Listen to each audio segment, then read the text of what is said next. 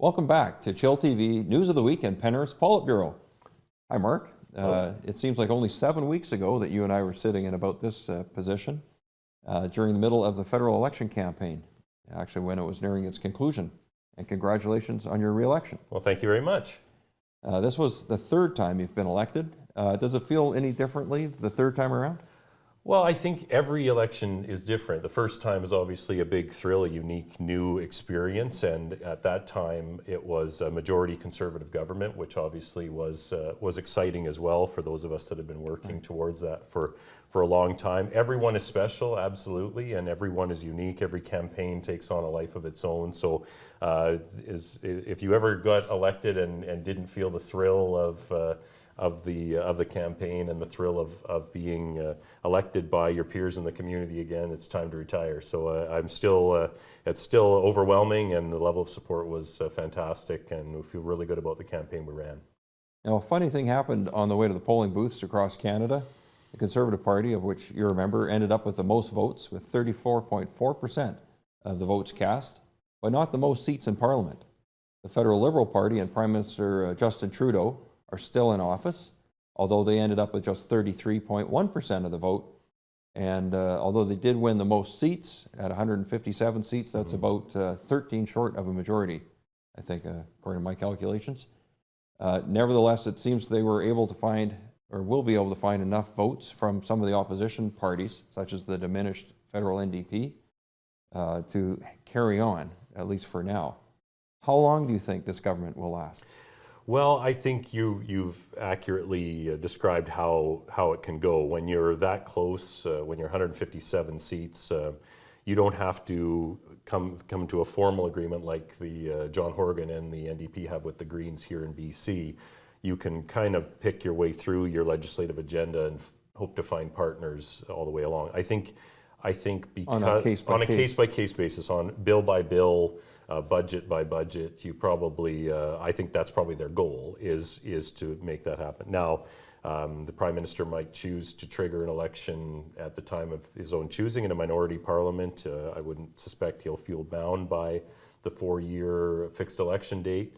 So it could go the distance. It could be 6 months. You never know what can happen. We know there is rumors of an SNC-Lavalin RCMP investigation. There's events can come up that change the political landscape in a heartbeat. So you always now, though, have to be ready for an election at any time. So that puts a lot of stress on your organization and on you personally. But I don't think, given, as you said, the diminished NDP, how they got routed in the election. They lost about, what, 19 seats? I think? Yeah, well, they got cleaned out in Quebec. They have 1 seat left there after the Orange crush back in the Jack Layton 2011 election.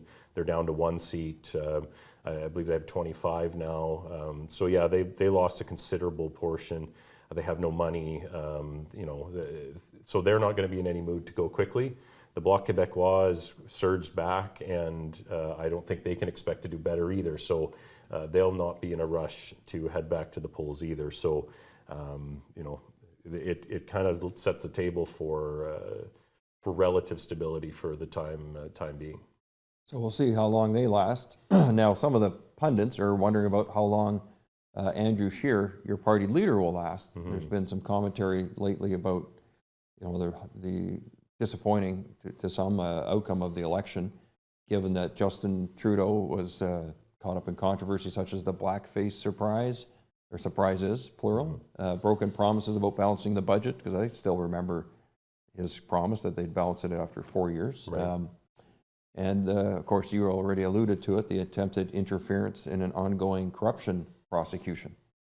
During the election, we saw some surprises for Mr. Scheer himself. There was this discovery about the American citizenship, dual citizenship issue. I think that was a difficult one in the campaign, and some questions about his previous time as working in an insurance office. Is Mr. Scheer going to be able to make it?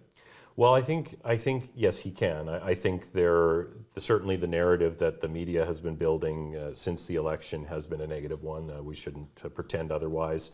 And we are disappointed. We don't go into elections to finish second. It's kind of like Team Canada doesn't play in hockey tournaments to win the silver medal, and Conservatives are very much the same. We have it built right into our party constitution that if a leader does not win, is not the prime minister at the end of an election, he faces an automatic review at our convention. So that will happen in April. We have a convention coming up, and the membership will decide Mr. Scheer's fate. I think when you look back on it dispassionately, you can see that we made enormous gains across the country. We picked up we won, I think it was over 22 more seats than in 2011, 600,000 more votes. And the share of the popular vote went up too. Yes, across the absolutely. As you said, 4% across the country. And in British Columbia, I look at this province where we did very well. We picked up an additional 7 seats, 4 of them women, many of them in suburban and urban areas, things that we need to do across the country if we're going to be successful in breaking through and winning government. So we have been very honest about that. Andrew Scheer has asked former Conservative Cabinet Minister John Baird to conduct an external review to see where we went wrong. Mr. Scheer's already made significant changes to his staff and the campaign structure and team. So we're going to learn the lessons from this one. This was stage 1, knocking Justin Trudeau down to a minority, and we'll get him the next time around. Now you're going back to Ottawa soon. There'll be a short session prior to Christmas. And I think you were saying to me off camera, the first order of business is picking a new speaker.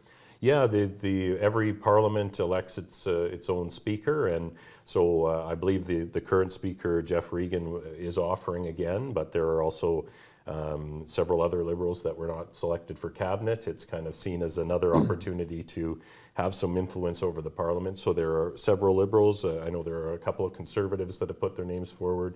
You mentioned off camera as well, Ms. May has mused about it this now, time. former leader, or is she still leader of the Green Party? Well, she has resigned as the leader, but she is still acting, I believe, as perhaps their House leader. She's taking, so there's an interim leader, but she's still playing a major role there. Of course, there's 3 MPs, so everyone in a party of 3 has a major role, but she is, she's mused about being the speaker. I don't think it's there for her this time around, but you never know. It's a secret ballot and a preferential one, so anything can happen.